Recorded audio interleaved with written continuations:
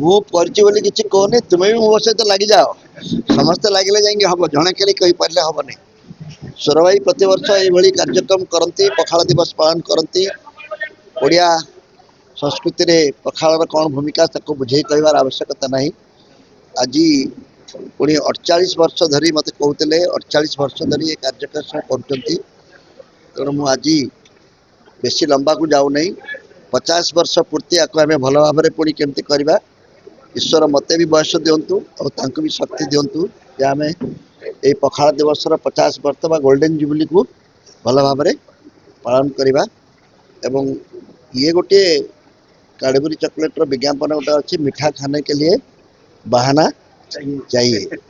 ସେଥିପାଇଁ ସମସ୍ତେ ଖରାଦିନ ଆରମ୍ଭ ହେବା ପୂର୍ବରୁ ଏକାଠି ହେବା, ପଖାଳକୁ ବାହାନା କରି ସମସ୍ତେ ମିଶି ବସିକି ଖାଇବା ଏବଂ ପରସ୍ପର ସହିତ ଗୋଟେ ଭାଇଚାରାର ସମ୍ପର୍କ ପୁଣି ଆଉ ଥରେ ହେବ ଏବଂ ମୁଣ୍ଡ ଉପରେ ଥିବା ଖରା କାଳକୁ କିପରି ଭାବରେ ମୁକାବିଲା କରିବା, ଏସବୁ ଦୃଷ୍ଟିରୁ ଏ ପରମ୍ପରା ଆମର ଅଛି। ମୁଁ ସେଥିପାଇଁ ସୁର ଭାଇଙ୍କୁ ଧନ୍ୟବାଦ ଜଣାଉଛି ଯେ ସେ ତାଙ୍କ ଘରେ ସମସ୍ତଙ୍କୁ ଡାକି ସମସ୍ତଙ୍କୁ ଏକାଠି କରିବାରେ ଏ କାର୍ଯ୍ୟକ୍ରମଟି କରନ୍ତି।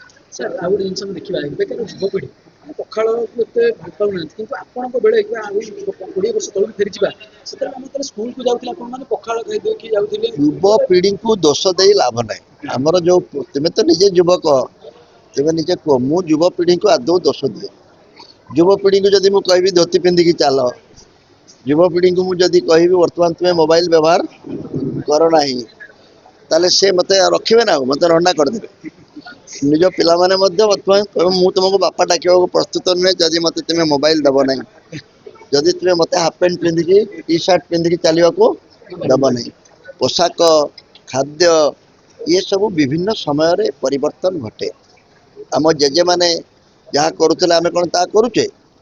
କିନ୍ତୁ ପରିବର୍ତ୍ତନ ସହିତ ଯେଉଁ ମୌଳିକ କଥାଟି ଯେ ଆମର ଯୌଥ ପରିବାର, ବାପା ପୁଅ, ଭାଇ ଭଉଣୀ ଏବଂ ଦାଦା, ଆମେ ତ ବାପାଙ୍କର 3 ଭାଇ 17 ପୁଅ, କିଏ ଅସଲି ପୁଅ ଭାଇ ଆଉ କିଏ ଦାଦା ପୁଅ ଭାଇ ଆମେ ନିଜେ ଜାଣୁନଥିଲୁ। ସେ ଭୁଲ କଥା ଗୁଡ଼ିକ ବର୍ତ୍ତମାନ ଟିକେ ଭାଙ୍ଗି ଭାଙ୍ଗି ଯାଉଛି। ଅର୍ଥନୈତିକ ଚାପରେ ଭାଙ୍ଗୁଛି, ଚାକିରି ବାକିରି କରି ଲୋକ ଦୂର ଦୂରାନ୍ତରେ ରହୁଛନ୍ତି, ଦୂରେଇ ଗଲେ ଥରେ ଆଉ ସେ ସବୁ ହେଉନାହିଁ। ଆଉ କୃଷି ଭିତ୍ତିକ ସଭ୍ୟତାରେ ସମସ୍ତେ ଗୋଟିଏ ଘରେ ରହିଲେ ବି ସମସ୍ତଙ୍କ ପେଟ ପୋଷିବା ସମ୍ଭବ ହେବ ନାହିଁ। ତେଣୁ ପରିସ୍ଥିତି ବଦଳୁଛି, ଅର୍ଥନୀତି ବଦଳୁଛି, ନୂଆ ଟେକ୍ନୋଲୋଜି ଆସୁଛି। ତେଣୁ ଆମେ ସମସ୍ତଙ୍କୁ ସେଥିପାଇଁ ତାଳ ଦେଇ ଚଳିବାକୁ ପଡ଼ିବ। ପଖାଳ ବି ଖାଇବା, ମୋବାଇଲ ବି ବ୍ୟବହାର କରିବା, ପୁରୁଣା ସମ୍ପର୍କକୁ ଏଇ ଟେକ୍ନୋଲୋଜି ମାଧ୍ୟମରେ ଯୋଡ଼ିକି ରଖିବା ପାଇଁ ଚେଷ୍ଟା କରିବା। ମୁଁ ଆଜି ଯେଉଁ ସୁର ଭାଇଙ୍କର ଯେଉଁ ଆଇଟମ୍ ହେଇଥିଲା, ଆଜି ତ ଗୁରୁବାର, ମୁଁ ମାଛ ଭଜା ଆଉ ଅନ୍ୟ ଚିଙ୍ଗୁଡ଼ି ଖାଇ ନାହିଁ। ପଖାଳ ସାଙ୍ଗରେ ମାଛ ଚିଙ୍ଗୁଡ଼ି ହେଇଥିଲେ ଆହୁରି ଭଲ ହେଇଥାନ୍ତା, କିନ୍ତୁ ମୁଁ ଯେଉଁ ସାଧା ତକ ଖାଇଛି, ଯେଉଁ ପ୍ରକାର ଇଏ ହେଇଛି, ମୁଁ ପ୍ରାୟ ବହୁତ କମ୍ ଏଭଳି ଖାଇଛି। ଆମ୍ବ ଚଟଣି ଏବଂ ସୋରିଷରେ ଯେଉଁ ଭଗା ବେସର ହେଇଥିଲା, ଶୁଖିଲା ବେସର ଆଉ ଭଜା, ମୋତେ ଖୁବ୍ ଭଲ ଲାଗିଲା।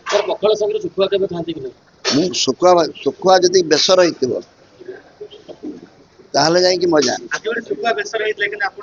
ଯେହେତୁ ଗୁରୁବାର ଖାଇନି, ତେଣୁ ଆଉ ଗୋଟେ ଦିନ କରିକି ମୋତେ ଡାକୁନ, ଗୋଟେ ବୁଧବାରିଆ ଡାକ। Okay, thank you.